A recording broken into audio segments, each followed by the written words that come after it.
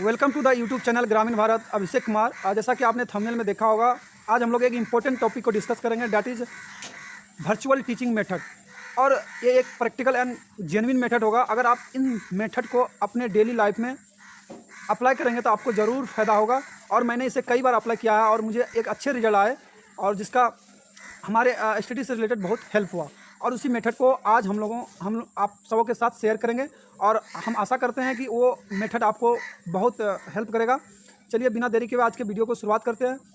उसके पहले मैं आपको बता दूं, इस लेक्चर को वो सब सारे स्टूडेंट देख सकते हैं जो ऑलरेडी सेकेंडरी या हायर सेकेंडरी क्लासेस में पढ़ रहे हैं, या 10th या 12 के बोर्ड एग्जामिनेशन दे चुके हैं, या उस क्लासेस में है, या ऑलरेडी किसी कम्पिटेटिव एग्जाम की प्रिपरेशन कर रहे हैं। ये वर्चुअल टीचिंग मेथड आपको इस समय पर, इस कोरोना के समय पर, और जब कि सारे स्टूडेंट अपने घरों पे अपने स्टडी सेल्फ प्रिपेयर कर रहे हैं, उस समय आपको ये बहुत हेल्प करेगा।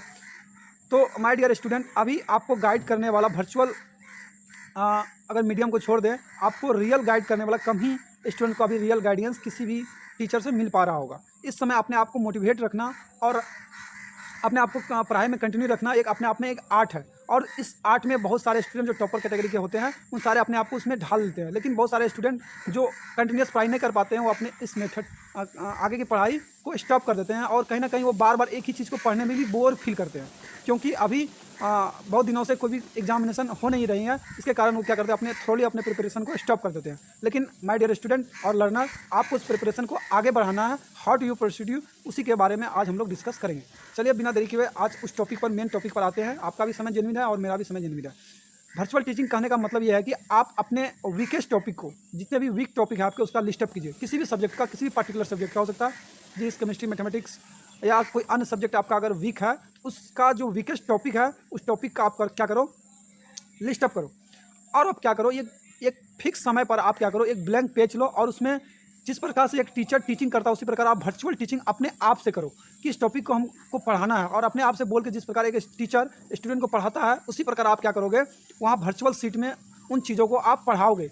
इस बात से कोई फर्क नहीं पड़ता कि आपके सामने कोई स्टूडेंट बैठा हुआ है नहीं, क्योंकि इस समय में आपको यही एक आसान तरीका दिख रहा है। तो वहाँ आप क्या करोगे, वीकेस्ट टॉपिक को पढ़ाने की कोशिश करोगे। लेकिन इसके पहले आप क्या करोगे, उन टॉपिक को, जो वीकेस्ट टॉपिक है, आप एक टीचर के पर्सपेक्टिव से सोचने की कोशिश करो। और उस टॉपिक को पहले आप किसी भी बुक से, और आपके नोट से, या नेट से, किसी भी तरह से आप उस टॉपिक के बारे में पढ़ो और प्रिपेयर करो कि हमको कल या किसी के खास समय में हमको किसी स्टूडेंट को टीच करना है, तो हम क्या सीखे हैं, किस प्रकार से उसको समझाएं ताकि वो अच्छे से समझ पाए। इस प्रकार से डेली आपको ये प्रैक्टिस लगातार कंटिन्यूस करना है, लगभग 1 और 2 मंथ।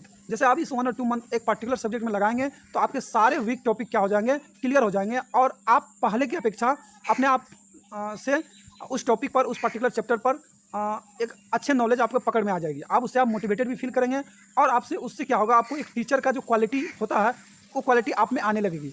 और सीखना और सिखाना एक मतलब एक बहुत अच्छी बात है। अगर आप किसी चीज़ को सीखते हो और किसी दूसरे को सिखा पाते हो, that is the real one purpose of the study. आप स्टडी कर पाते हो, इसका एक पर्पस ये भी हो जाता है।